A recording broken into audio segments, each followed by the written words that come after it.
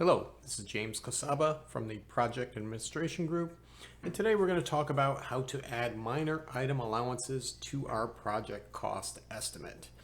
And as folks may already know, minor item allowances are included in cost estimates up until the final design phase. So, in other words, minor item allowances are included in programming, preliminary, and semi-final design phases. At the final design phase, minor item allowances are removed from the cost estimate. So today we're going to go through and show you how to add minor item allowances to a cost estimate. So let's go in and select our cost estimate here, and with adding minor item allowances as well as non-contract items and common lump sums, it seems that it's easier to add these items by using the cost estimate items tab.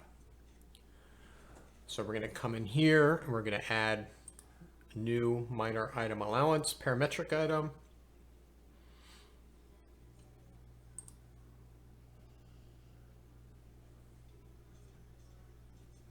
Here it is. Sorry, let's just delete this one. And we're going to type in minor to locate the minor item allowance item. Here it is, the parametric item here. Quantity is always 1 as a lump sum. Price we're going to leave blank for now.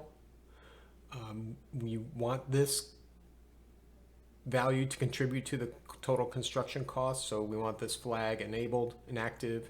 We have that here.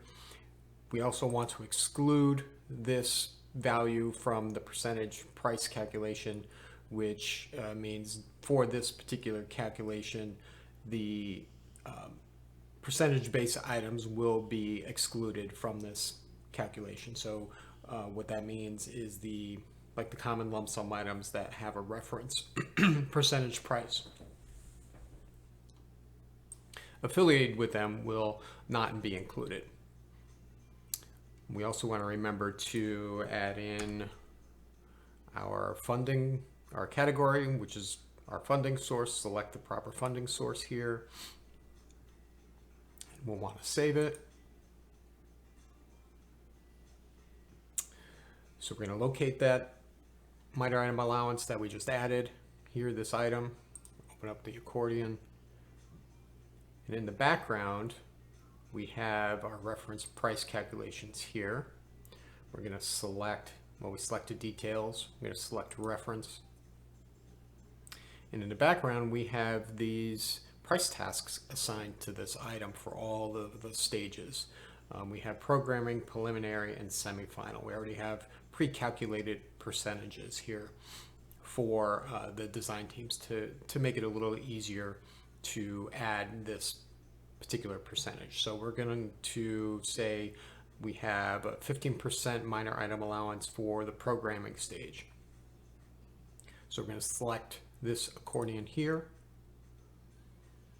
The 15% is already added to the percent on top, and as I said, all of this calculation will exclude all of the percentage based items from the calculation, which will include, if needed, the common lump sum items and any other percentage based items. So the value is here. We want to select active, and we want to save it.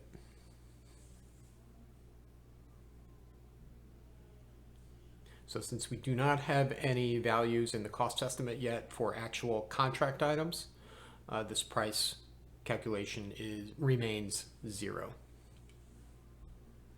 So let's go back to the item pricing worksheet.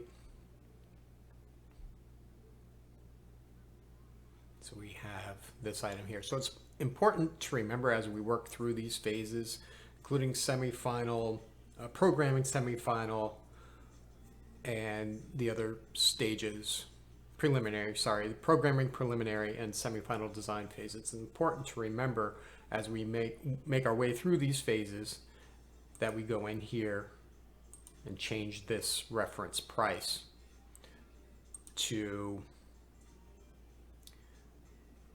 a preliminary design price as we work through those phases. So these percentages and item price tasks will change as the project moves through the development process. Let's just go back to the item pricing worksheet.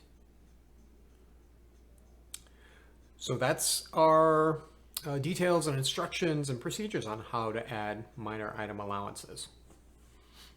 Thank you for watching. This is James Kosaba from the Project Administration Group.